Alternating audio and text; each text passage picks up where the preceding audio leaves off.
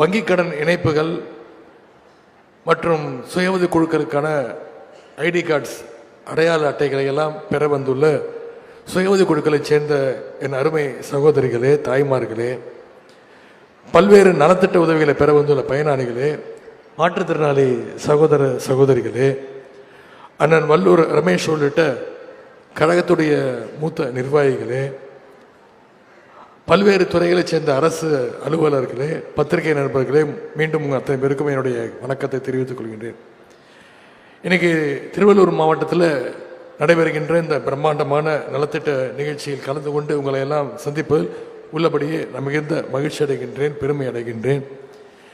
வேறு பல்வேறு மாவட்டங்களுக்கு செல்கின்றேன்.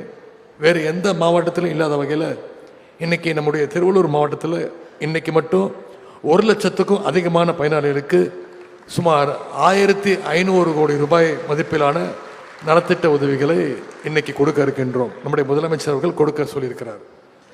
அதில் சுமார் 325 கோடி ரூபாய் மதிப்பிலான முடிஞ்ச பணிகளை இன்னைக்கு துவக்கி வச்சிருக்கிறோம். 137 கோடி ரூபாய் மதிப்பில் புதிய பணிகளை இன்னைக்கு துவங்கி வச்சிருக்கிறோம். இங்கே ஒரு முக்கியமான விஷயத்தை உங்ககிட்ட நான் குறிப்பிட்டு சொல்ல வேண்டும். இந்தியாவிலேயே நீர்நிலையில் தன்னிறைவு பெற்ற ஒரு ஊராட்சியாக இந்த மாவட்டத்தில் உள்ள பாலாபுரம் ஊராட்சி ஒன்றிய அரசினுடைய விருதை சமீபத்தில் வாங்கியிருக்கின்றீங்க. அதற்காக உழைத்த மாவட்ட நிர்வாகத்திற்கும் அரசு அதிகாரிகளுக்கும் அலுவலர்களுக்கும் இதை சாத்தியப்படுத்த ஒத்துழைத்த பொதுமக்களுக்கும், குறிப்பாக பாலாபுரம் ஊராட்சியை சேர்ந்த பொதுமக்கள் அத்தனை பேருக்கும் இந்த நேரத்தில் என்னுடைய வாழ்த்துக்களையும் பாராட்டுகளையும் நான் தெரிவித்துக் கொள்கின்றேன். எந்த ஒரு மனுஷனுக்கும் உண்ண உணவு, உடுத்த உடை, இருக்க இடம் அப்படிங்கிறது ஒரு அடிப்படை தேவை. இந்த தேவைகளை பூர்த்தி செய்ய பார்த்து பார்த்து திட்டங்களை தீட்டியவர் தான் நம்முடைய தலைவர் கலைஞர், முத்தமிழறிஞர் டாக்டர் கலைஞர் அவர்கள். குறிப்பாக கலைஞர் அவர்கள் தான் ஊருக்கு ஊர், தெருவுக்கு தெரு ரேஷன் கடைகளை திறந்து வச்சார்.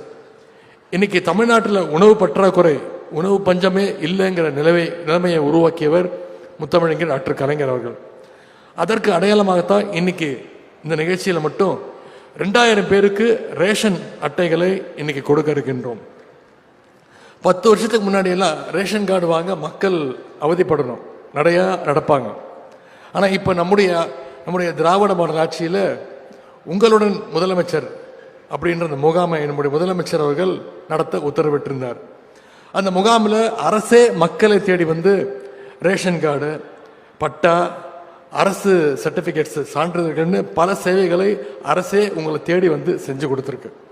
இதோட தொடர்ச்சியாகத்தான் இன்னைக்கு இந்த நிகழ்ச்சியில் மட்டும் சுமார் 37,000 பேருக்கு வீட்டு மனை பட்டாக்களை கொடுக்க இருக்கின்றோம்.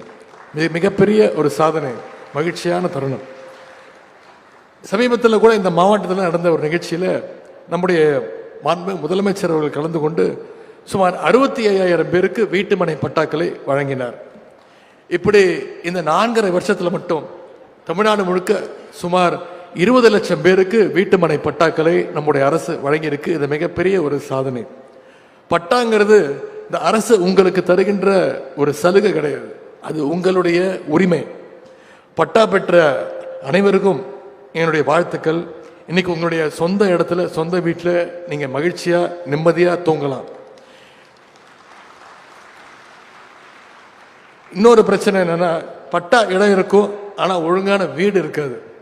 சொந்த வீடுங்கிறது ஏழை மக்கள், நடுத்தர குடும்பத்து மக்களுக்கு மிகப்பெரிய ஒரு கனவாக, ஒரு ஏக்கமாகவே இருக்கும். இப்படி வீடற்ற மக்களுக்கு வீடு கொடுக்கணுங்கிறது தான் கலைஞர் அவர்கள் கொண்டு வந்த திட்டம். குடிசை வீடுகளை கான்கிரீட் வீடுகளை மாற்றுகின்ற அந்த திட்டம். அப்படிப்பட்ட நம்முடைய கலைஞருடைய பெயர்லேயே நம்முடைய முதலமைச்சர் அவர்கள் கலைஞர் கனவு இல்ல திட்டத்தை துவங்கி வச்சார், செயல்படுத்திட்டு இருக்காரு. இந்த திட்டத்தின் மூலம் வீடு கட்டுவதற்கான ஆணைகளை இன்னைக்கு சுமார் 4,000 பயனாளிகளுக்கு கொடுக்க இருக்கின்றோம். கலைஞர் கனவு இல்லம் தொடர்பாக ஒரு சின்ன விஷயத்தை இங்கே நான் உங்களுக்கெல்லாம் நினைவுபடுத்த விரும்புகின்றேன். சமீபத்தில் கல்வியில் சிறந்த தமிழ்நாடு அப்படிங்கிற நிகழ்ச்சி சென்னையில் நடத்தப்பட்டது. அதில் பல பேர் தொலைக்காட்சியில் பார்த்துருப்பீங்க, யூடியூப் சேனலில் நிச்சயம் வந்திருக்கக்கூடிய தாய்மார்கள் நீங்கள் பார்த்துருப்பீங்க. அந்த நிகழ்ச்சியில் தென்காசி மாவட்டத்தை சேர்ந்த பிரேமாங்கிற ஒரு மாணவி பேசினாங்க.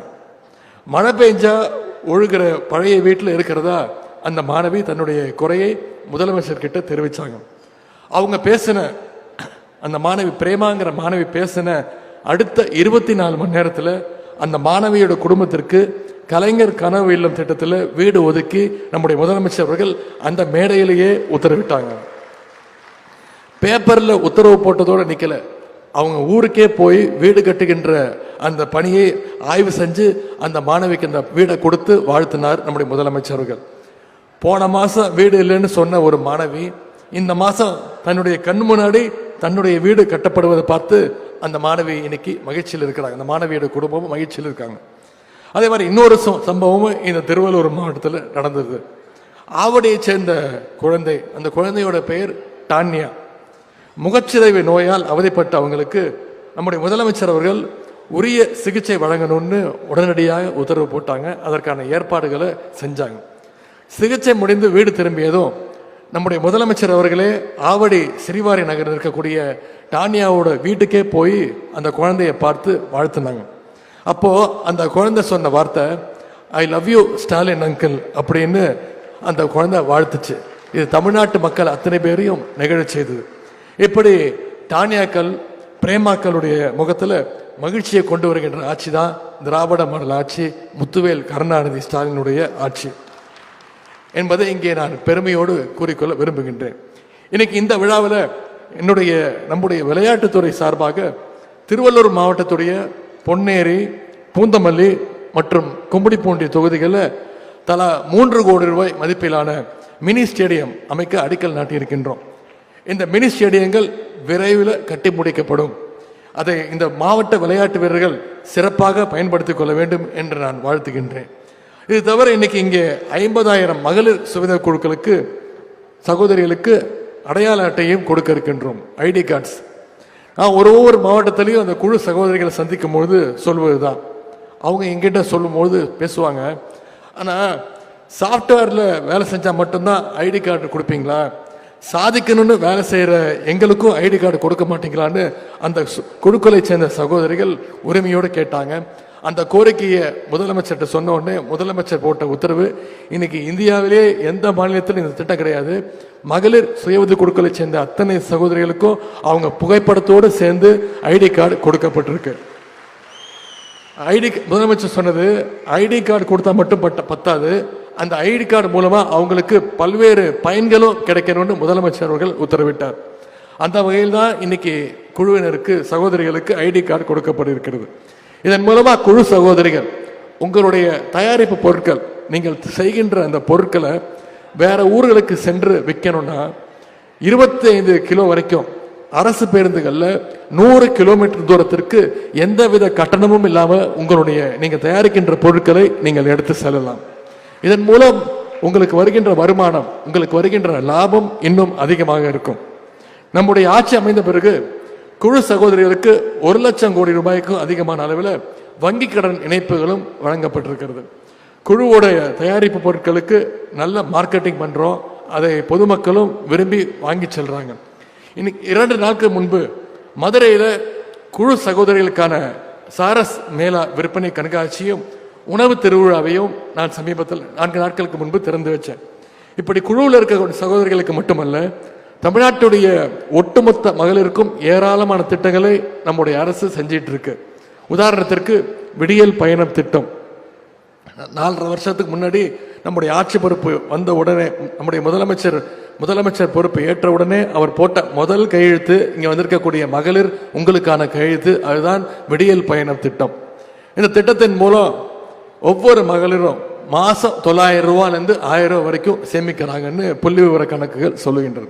அது மட்டுமல்ல, குழந்தைங்களுக்கு பயன்பெறுகின்ற முதலமைச்சர் காலை உணவு திட்டம், குழந்தைங்க படிக்கணும், உயர்கல்வி படிக்கணும்ன்ற நோக்கத்தோடு கொண்டு வந்த திட்டம் புதுமை பெண் திட்டம்.